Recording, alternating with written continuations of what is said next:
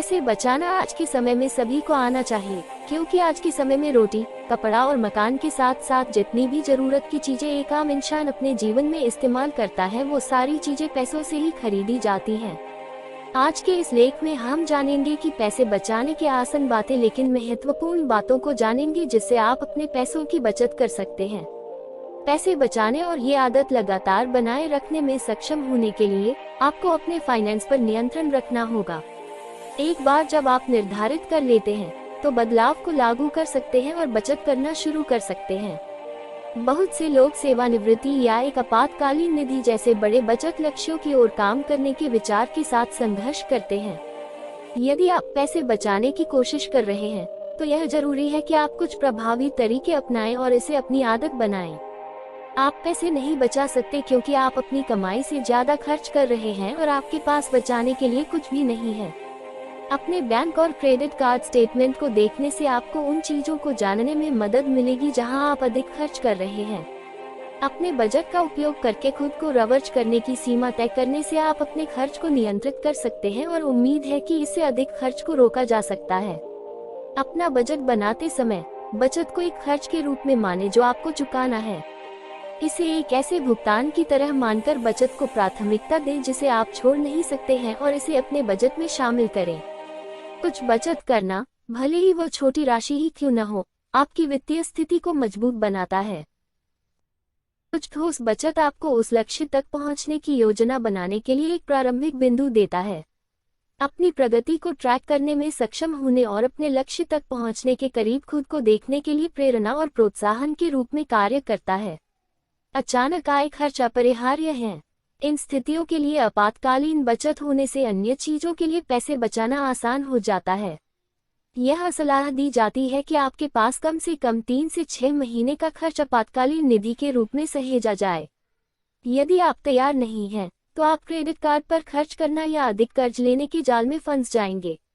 अपने बैंक खाते या क्रेडिट कार्ड विवरण देखें और उन सभी सब्सक्रिप्शन की सूची बनाएं जिनके लिए आप भुगतान कर रहे हैं।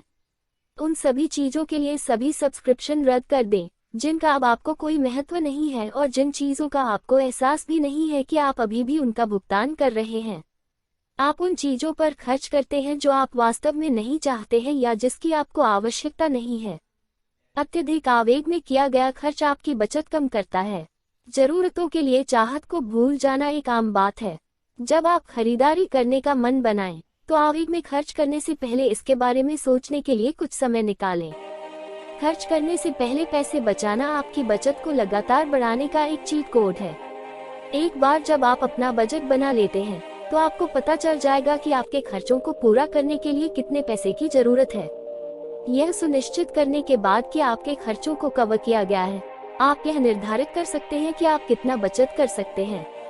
जब आप आय प्राप्त करते हैं तो पहले अपनी बचत को अलग रखें। उम्मीद है आपने कुछ कारणों को पहचान लिया है कि आप पैसे क्यों नहीं बचा पाते हैं और लगातार बचत कैसे शुरू करें। पैसा बचाना एक साधारण अवधारणा की तरह लग सकता है, लेकिन बचत की प्रक्रिया और कार्य चुनौतीपूर्ण हो सकता है।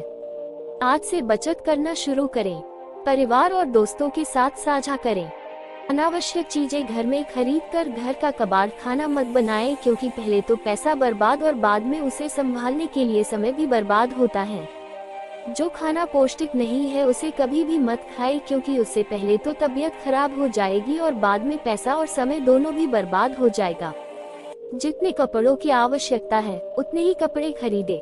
नया सामान खरीदने के बजाय हो सके तो सेकंड हैंड सामान खरीद कर काम चला ले। बिजली की बचत कीजिए, जैसे कि घर से बाहर आते ही टीवी, फैन और लाइट आदि को बंद करने की आदत डाल लें। एक डायरी मेंटेन कीजिए जिसमें रोज का कितना खर्चा हो रहा है उसे लिखें। इससे आपको यह पता लग जाएगा कि आपका पैसा व्यर्थ में कहाँ खर्च हो रहा है। कोई भी चीज खरीदने से पहले अपने आप से यह सवाल जरूर पूछे कि क्या यह जरूरी है और क्या इसके बिना मेरा काम चल सकता है। अगर नहीं चल सकता है तो ही उसे खरीद ले, अन्यथा उसे नहीं खरीदे। कई लोग अपनी शादी की तुलना दूसरों की शादी से कर देते हैं और जहां तहां से उधार लेकर बहुत खर्च कर देते हैं और बाद में जिंदगी भर उसका उधार चुकाते रहते हैं। दूसरों की जिंदगी दूसरों के पास, दूसरों की नकल बिल्कुल भी न करें। पैसा बढ़ाने के लिए जहां से कमाई हो रही है वहीं पर ही इन्वेस्ट कीजिए, क्योंकि वहीं से आपकी कमाई और ज़्यादा बढ़ेगी। आजकल बाहर का खाना बहुत ही महंगा हो गया है और वो अपने सेहत के लिए भी ठीक नहीं है। उतने पैसे में 3-4 लोग घर में भरपेट खाना खा सकते हैं।